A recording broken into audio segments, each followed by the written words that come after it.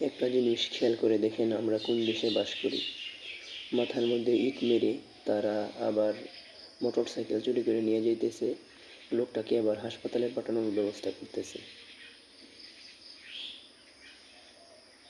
এই দেখেন একটা অবস্থা, ইট মারছে কিন্তু এই ব্যক্তি,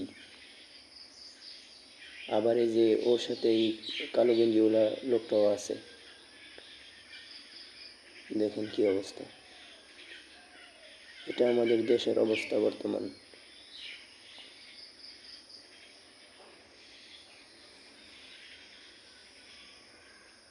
কি বলবো ভাই বলেন।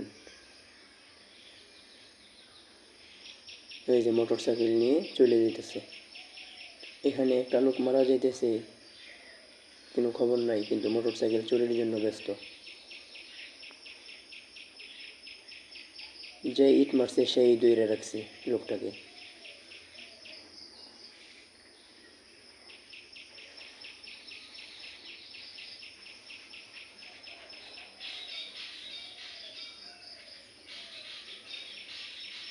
আল্লাহ, মানুষ কিভাবে এরকম হয়, এতটা ভয়ঙ্কর।